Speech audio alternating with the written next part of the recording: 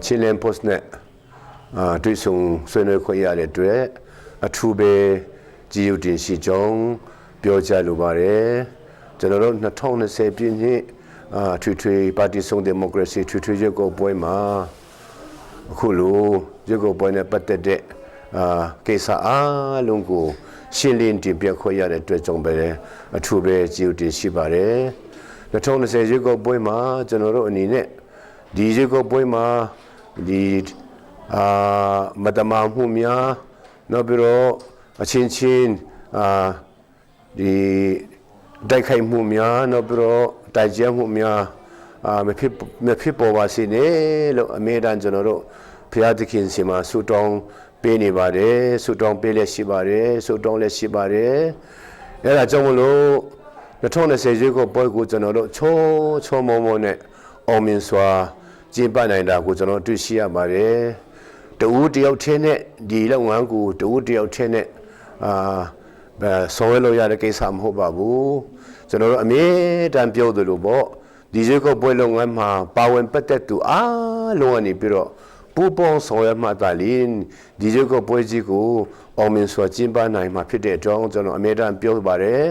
အခုလိုပဲအားလုံးပူပေါင်းပါဝင်ဆောင်ရွက်ပေးတဲ့အတွက်ကြောင့်ယခုလိုအောင်မြင်မှုရရှိခြင်းဖြစ်ပါတယ်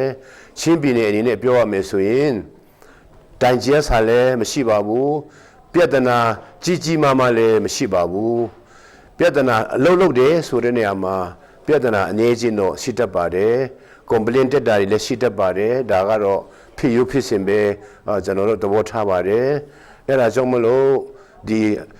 လွှမ်းခြုံပြီးတော့ပြောမယ်ဆိုရင်ကျွန်တော်တို့ရှေ့ပြည်နယ်မှာရွေးကောက်ပွဲလုပ်ငန်းနဲ့ပတ်သက်ပြီးတော့တဆုံတစ်ခုတိုင်ကျဲစာမရှိဘဲနဲ့တဆုံတရာပြဿနာမရှိကြီးမားမားမရှိဘဲနဲ့အခုလိုအောင်မြင်စွာကျင်းပနိုင်တဲ့အတွက်ကြောင့်ဒီလမ်းစွပူဆောင်ပေးတဲ့ဘုရားသခင်ရဲ့အကုန်တော်ကိုလည်းချီးမွမ်းပါတယ်ကော်မရှင်လုပ်ငန်းမှာပါဝင်ပတ်သက်တဲ့ကျွန်တော်တို့လုပ်ပေါ်ကိုင်ဖက်ပြည်နယ်ကော်မရှင်အဖွဲ့ဝင်များခရိုင်ကော်မရှင်အဖွဲ့များမြို့နယ်ကော်မရှင်အဖွဲ့များဇက်ကြီးကော်မရှင်အဖွဲ့များနဲ့တကွာကျွန်တော်တို့ပူးပေါင်းပါဝင်ဆောင်ရွက်ပေးကြတဲ့မေယုံမှုအဖွဲ့များနဲ့ဒီစာရမေဆန္ဒရှင်များကိုယ်စားလှယ်လောင်းများအားလုံးကိုအထူးပဲကြည်ယူတင်ရှိကြောင်းဖော်ပြလိုပါတယ်နောက်မှလည်းကျွန်တော်တို့ဒီချင်းပြည်နယ်မှာယခုလိုရွေးကောက်ပွဲတွေဆက်လက်ကျင်းပသွားမှာဖြစ်ပါတယ်အဲ့ဒီကျင်းပတဲ့အချိန်မှာလည်းဒီ2020ရွေးကောက်ပွဲလိုပဲချောမောနဲ့အောင်မြင်စွာလှပလေးနဲ့ဂုဏ်သိက္ခာရှိစွာနဲ့ရွေးကောက်ပွဲကိုဆက်လက်ကျင်းပပေးနိုင်ရတဲ့အတွက်ကိုအားလုံးမှာပါဝင်ပတ်သက်သူအားလုံးမှာတာဝန်ရှိပါကြောင်းနဲ့ယခုလိုပဲဆက်လက်ပြီးတော့ပူပေါင်းပါဝင်ဆောင်ရွက်ပေးကြပါလို့လဲကျွန်တော်ဒီကနေပြီးတော့လူမေတ္တာရက်ခံပါတယ်